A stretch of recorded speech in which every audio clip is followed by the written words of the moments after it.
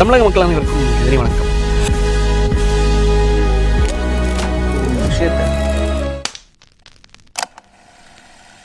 தமிழக மக்கள் அனைவருக்கும் எதிரி வணக்கம். நம்ம அண்ணன்களுடைய தலைப்பு, நம்ம அண்ணன்களுடைய டாபிக் வந்தாலே போதும், உண்மையிலே பேசுறதுக்கு சுவாரஸ்யமாக இருக்கும், இன்ட்ரெஸ்டிங்காக இருக்கும். ஏன்னா நான் அந்த கூட்டத்திலேருந்து வந்தவன் இல்லை. லைக் வந்து அந்த பாசறையிலேருந்து வந்த காரணத்தினால, நாம் தமிழர் கட்சியிலேருந்து வந்த காரணத்தினால நிறைய விஷயங்கள் தெரியும். லைக் அவர்கிட்டேருந்து, அந்த அரசியல் ஹாசன்கிட்டேருந்து நான் கற்றுக்கிட்டேன். யாருன்னா வேற யாரும் கிடையாது, நம்ம அண்ணன் சீமான் அவர்கள். ஆக்சுவலாக என்னென்னா, நேற்றுக்கு சீமான் அவர்களுடைய கட்சியுடைய முன்னணி வலையொலியான ரெண்டு அண்ணன்கள் இருக்காங்க. ரெண்டு பேருமே நம்மளுக்கு ரொம்ப நெருங்கிய வட்டம். காரணம் என்னென்னா, பிடிக்கும், அவ்வளோதான். லைக் வந்து சாட்டை துரைமுருகன் அவர்கள் வந்து நம்மளுக்கு ஒரு குருநாதர் மாதிரி. லைக் வந்து இந்த யூடியூப் சேனல், இந்த வட்டத்தில் வந்து முதல்ல அவரோட சேனலில் எனக்கு ஒரு வாய்ப்பெல்லாம் கொடுத்துருக்காரு பேசுறதுக்கு. நான் பல வாட்டி சொல்லவும் செஞ்சுருக்கேன். லைக் வந்து வீடியோஸ் இப்போவும் அந்த வீடியோலாம் அதுக்குள்ளே இருக்கும். ஆக்சுவலாக என்னென்னா, நேற்று வந்து ஒரு வீடியோ போட்டிருந்தார். அந்த வீடியோவில் என்னென்னா, சில நாட்களுக்கு முன்னாடி ஒரு திருமண விழாவில் லைக் வந்து உதயநிதி அவர்களும் அதை தாண்டி சீமான் அவர்களும் ரெண்டு பேரும் மீட் பண்ணுறாங்க. மீட் பண்ணி பேசிக்கிறாங்க. பேசி அவங்க வந்து சிரித்து, லைக் வந்து என் அன்பு தம்பி வந்திருக்காப்புல, அன்பு தம்பி வரும்போது இது மாதிரி வந்து அக்காவை கூப்பிட்டு வரலையா அதுன்னு பாசமாக விசாரிப்பாப்புல. அதுக்கு முன்னாடி வந்து ஸ்டாலின் அவர்களும் லைக் சீமான் அவர்களும் ஒன்றா இணைஞ்சி பேசிகிட்டு இருந்தாங்க. பக்கத்து சீட்டில் உட்காந்துட்டு இருந்தாங்க அப்படின்னு சொல்லிட்டு இதை வந்து சமூக வலைத்தளங்களில், சோஷியல் மீடியாவில் கான்ட்ரவர்சியாக போயிட்டுருக்கு. அப்போ நாங்கள் பேசவே கூடாதா, பார்க்கவே கூடாதா? அப்போ சீமான் அவர்கள் வர்றாருன்னா ஒரு 20 அடியாட்களோடு 40 அடியாட்களோடு இவங்க எல்லாருமே அடித்து தூக்கி போட்டுறணுமா? இவங்க வந்து பக்கத்தில் நெருங்கக்கூடாதா? ஸ்டாலின் அவர்கள் வந்தால் போதும், உதயநிதி ஸ்டாலின் அவர்கள் வந்தால் போதும், அந்த வம்சாவளியினர் வந்தாலே போதும், போடா அங்கிட்டு அப்படின்னு சொல்லிட்டு திரும்பிட்டு போயிடணுமா? நாங்கள் பார்க்கவே கூடாதா? இதுதான் அரசியல் மாண்பா? இதுதான் அரசியல் பண்பா? நாங்கள் ஏன் வந்து அப்போ நாம் தமிழர் கட்சினா எல்லாரோட வேறுபட்டவங்களா? நாங்கள் திமுக பார்க்கக்கூடாதா, அண்ணா திமுக பார்க்கக்கூடாதா, அதாண்டி வந்து பிஜேபிக்காரங்க கிட்ட பேசக்கூடாதா, யாருக்கிட்டையும் பேசக்கூடாதுன்னா அப்போ மன நோயாளியே இருக்கிறது யாருன்னா இந்த டிவிக்கு விர்ச்சுவல் வாரியர்ஸ் தான், இந்த பொதுமக்கள் தான். நாம் தமிழருக்கு எதிராக இருக்கக்கூடிய பொதுமக்கள் எல்லாருமே மனநோயாளிகள். இப்படி பேசுகிறவங்களும் மனநோயாளிகள்னு சொல்லிட்டு எல்லாரையுமே மனநோயாளின்னு சொல்கிறாப்புல. புரியவங்களுக்கு புரியும் அப்படின்னு சொல்லிட்டும் சொல்கிறாப்புல. புரியவங்களுக்கு புரியும்னு சொல்கிறது அது நம்ம உட்பட தான் அவர் சொல்கிறாப்புல. ஏன்னா வந்து நம்ம பல கேள்விகளை கேட்குறோம், அது வந்து அவங்களுக்கு குடைச்சலாகவே இருந்துட்டுருக்கு. ஆக்சுவலாக என்னென்னா, ஒரு சம்பவத்தை மட்டும் நினைவூட்டி உண்மையிலேயே இவங்க வைக்கிற வாதம் சரியா தப்பா அப்படின்னு சொல்லிட்டு நீங்களே யோசிச்சு பாருங்கள். சரியாக இருந்தால் நீங்கள் வந்து கரெக்டு தான், அண்ணன் சாட்டை துரைமுருகன் அவர்கள் வந்து சொல்கிறது சரிதான், நம்ம கிரிட்டிசைஸ் பண்ணுறது தப்பு அப்படின்னு சொல்லிட்டு நீங்கள் சொல்லுங்கள். அப்படி இல்லை, தப்புன்னு தெரிஞ்சதுன்னா நீங்களே அவங்களுக்கு புரியிற லாங்குவேஜில் கொஞ்சம் புரிய வைங்க. ஆக்சுவலாக ஒரு சம்பவத்தை மட்டும் நினைவூட்டி ஒரு விஷயத்தை நான் சொல்ல விரும்புகிறேன், ஒரு தருணத்தை சொல்கிறேன். அது கேட்குறது மூலமாக யார் சரியாக பேசுகிறா, யார் தப்பாக பேசுகிறா, இல்லை இவர் சொல்கிறது கரெக்டு தானா, இவங்க வைக்கக்கூடிய வாதம் கரெக்டாக தப்பாங்கிறது மக்கள் நீங்கள் முடிவு பண்ணிக்கோங்க. நான் தப்பாக பேசுகிறதா நான் மன்னிப்பு கேட்க ரெடி, இல்லை நான் அதை சரி செய்கிறதுக்கு நான் ரெடியாக இருக்கேன், அந்த தப்பை திருத்திக்கிறதுக்கு நான் ரெடியாக இருக்கேன். இல்லை அவர் சரியாக பேசுகிறத நீங்கள் பாராட்டிக்கோங்க, இல்லை தப்பாக பேசுகிறதா புரிய வேண்டிய இடத்துல புரிய வச்சுக்கோங்க. அவங்க புரிஞ்சால் பரவாயில்ல, நான் புரிஞ்சிக்க மாட்டாங்க. ஆக்சுவலாக என்ன விஷயம்னா, கரெக்டாக இது வந்து 16 வருஷத்துக்கு முன்னாடி மே மாதம் 18ஆம் தேதி 2009 வருஷத்தில் நம்ம தமிழினத்தோட தலைவரான பிரபாகரன் அவர்களை இலங்கையில் அந்த போரோட கடைசி தருணத்தில் கொண்டுடுறாங்க. ஒட்டுமொத்தமாக அந்த அமைப்பு எல்லாத்தையுமே தடை செஞ்சிடறாங்க. மே மாதம் 18ஆம் தேதி 2009 வருஷத்தில் இந்த சம்பவம் நடக்குது. அவங்களுடைய அம்மா அப்பா தாயார் வந்து அவங்களோட பேரண்ட்ஸ், அவங்களுடைய குடும்பத்தினர் என்ன பண்ணிட்டாங்க, ஏதோ ஒரு நல்ல நேரத்தில் அதிர்ஷ்டவசமாக அந்த போரில் இருந்து உயிர் தப்பிட்டாங்க. ஐடிபி என்ற ஒரு கேம்ப், அதாவது இன்டர்னலி டிஸ்பிளேஸ்ட் பர்சன்ஸ் அப்படின்னு சொல்லிட்டு சொல்லுவாங்க. இந்த கேம்பில் தான் கடைசி கட்டமாக அந்த போரில் உயிர் தப்பினவங்க. அதை தாண்டி வந்து பிரபாகரன் அவருடைய குடும்பம் எல்லாரையுமே, அதாவது அவங்களோட அம்மா எல்லாரையுமே அந்த கேம்பில் தான் வச்சுருந்தாங்க. கரெக்டாக புரிஞ்சுக்கோங்க, மே மாதம் 18ஆம் தேதி 2009 வருஷம் பிரபாகரன் அவர்கள் இறந்துட்டார், கொண்டுட்டாங்க. அந்த ஒட்டுமொத்த இயக்கத்தையும் அந்த அமைப்பையும் தடை பண்ணிட்டாங்க. தடை பண்ணி ஒட்டுமொத்தமாக பேன் பண்ணியாச்சு. பண்ணதுக்கப்புறமா இந்த மிச்சம் இருக்கிறது யார், குடும்பத்தாரும் மக்களும். அப்போ குடும்பத்துலேருந்து அவங்களோட தாயாருக்கு வேறு யாருக்கும் இல்லை, அவங்களோட அம்மாவுக்கு, அம்மா என்னையா தப்பு பண்ணியிருப்பாங்க, என்ன பாவம் பண்ணியிருப்பாங்க, புள்ளைய பார்த்தாங்க, புள்ள வந்து நாட்டுக்காக போராடினாங்க, கடைசி ஒட்டுமொத்த நாடுகளை சேர்ந்து புள்ளைய கொன்றுச்சு. அப்போ இந்த அம்மா என்ன ஆகிடுது, அந்த கேம்பில் இருக்கும்போது இவங்களுக்கு வந்து பேரலைஸ் ஆகிடுச்சு, ஸ்ட்ரோக் வந்துருச்சு. இவங்களுக்கு ஸ்ட்ரோக் வந்ததுக்கப்புறமா மெடிக்கல் ட்ரீட்மெண்ட் வேணும். கரெக்டாக ட்ரீட்மெண்ட்டுக்காக ஸ்ரீலங்காலேருந்து இலங்கையிலேருந்து மலேசியா போகிறாங்க. மலேசியா போயிட்டு ஏப்ரல் மாதம் 2010 வருஷம் இவங்களுக்கு வந்து திருப்பி அடுத்த கட்ட ட்ரீட்மெண்ட்டுக்காக தமிழ்நாடு வரணும். இந்த அம்மாவோட அடுத்த கட்ட ட்ரீட்மெண்ட் எங்கன்னா நம்ம தமிழ்நாட்டில் இருக்கக்கூடிய திருச்சியில். ஸோ இப்போ இங்கே திருச்சி வரணும்னா சென்னை ஏர்போர்ட்டில் வந்து லேண்ட் ஆகணும். ஸோ சென்னை ஏர்போர்ட்டில் இந்த லேண்ட் ஆகணும்னு வரும்போது இங்கே என்ன ஆகுது தெரியுமா, சென்னை ஏர்போர்ட்டை வந்து லேண்ட் ஆகுறாங்க. ஏர்போர்ட்டில் ஸ்டேட் கவர்மெண்ட் வந்து இவங்க இங்கே வரவே கூடாது, இவங்க கால் இந்த மண்ணிலே படக்கூடாதுன்னு சொல்லிட்டு திருப்பி அனுப்பிச்சி விட்டாங்க. அதுக்கான முழு காரணம் என்ன தெரியுமா, மிஸ்டர் கருணாநிதி அவர்கள், டிஎம்கேவோட கவர்மெண்ட் அப்போ இங்கே போயிட்டுருக்கு. போன வருஷம், அதாவது 2009வது வருஷம் கொன்று குவிச்சிடுறாங்க.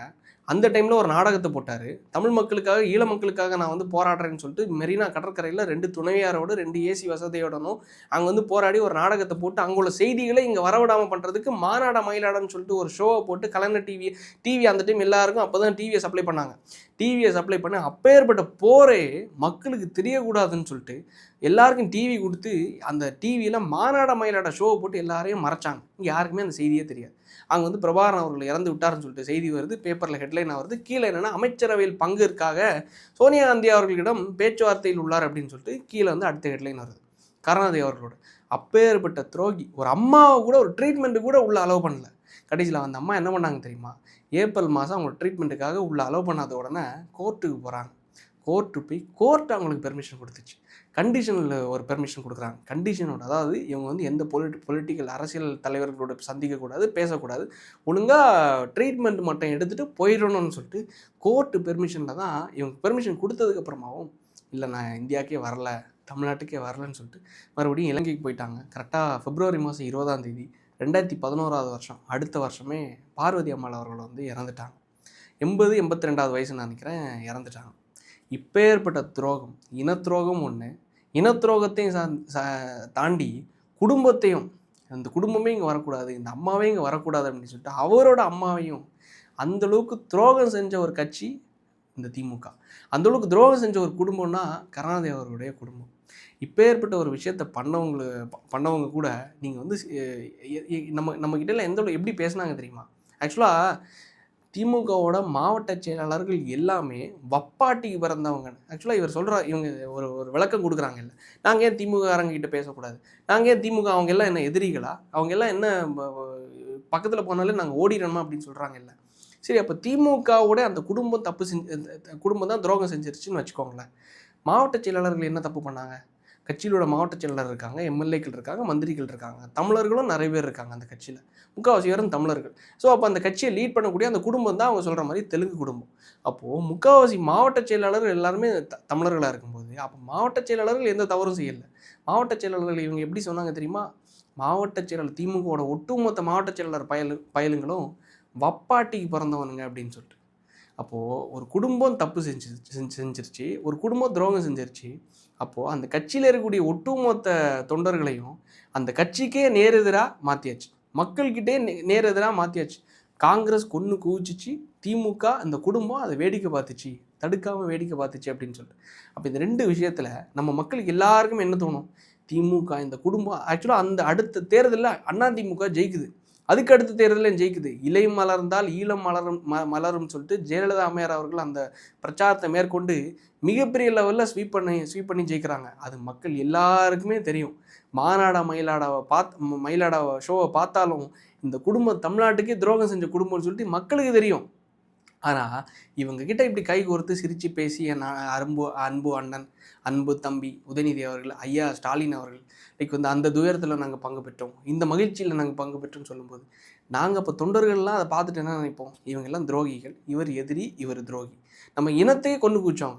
அதாவது நம்ம தமிழர்கள் இருக்கோம், நம்ம குடும்பம் இருக்குது, நம்ம பக்கத்து குடும்பம் அடுத்தடுத்த வீடுகள் இருக்குது. அப்போ ஒரு ஒரு ஒரு குரூப் வந்து ஒட்டுமொத்தம் கொன்று குவிச்சிட்டாங்கன்னு வச்சுக்கோங்களேன். அப்போ நம்ம அவங்கள எப்படி பார்ப்போம்?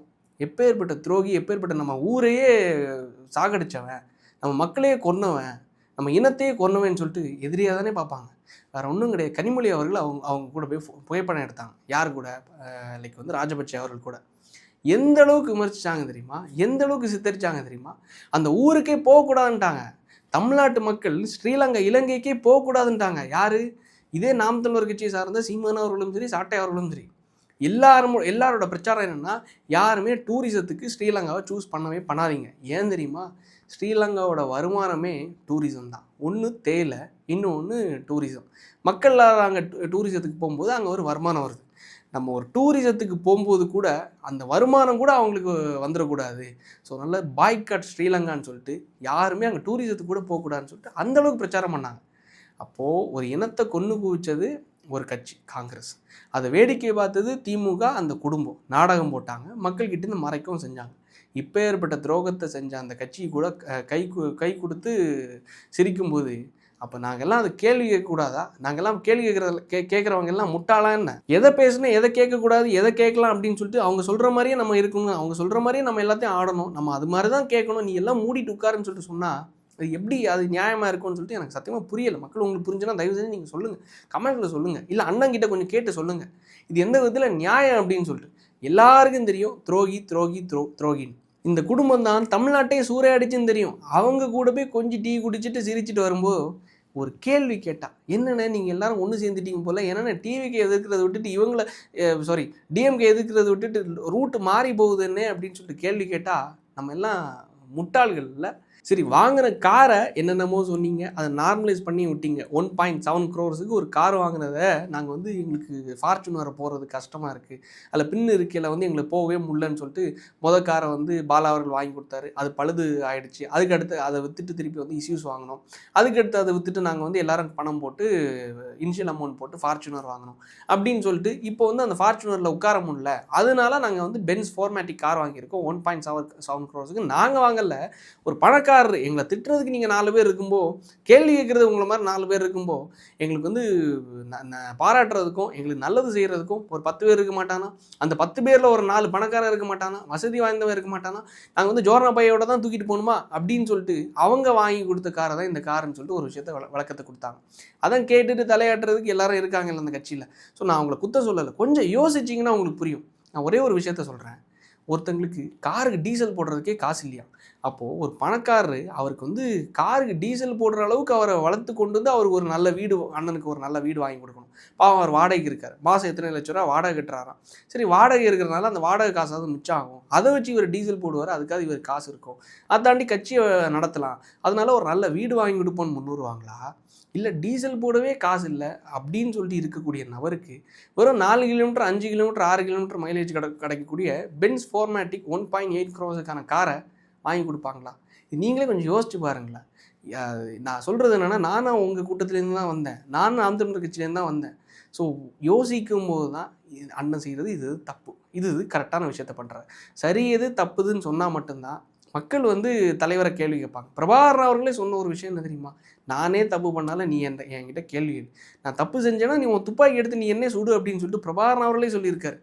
அப்பேற்பட்ட விஷயத்தை பின்பற்றி வரக்கூடிய நம்ம அண்ணன் சீமான் அவர்கள் சொல்கிறது எல்லாம் சரின்னு சொல்லிட்டு தலையாட்டுறது தப்புன்னு நான் உணர்கிறேன். அதனால தான் நான் கேள்வி கேட்குறேன். இந்த கேள்வி தப்பா சரியா இல்லை உண்மையாக இது வந்து சரியான கேள்வியாங்கிறத மக்கள் நீங்கள் சொல்லுங்கள். பார்க்குற நாம் தமிழர் கட்சி தொண்டர்களும் மறக்காமல் கமெண்ட்ஸில் சொல்லுங்கள். நாளைக்கு அடுத்த வீடியோவில் சந்திப்போம். நன்றி, வணக்கம்.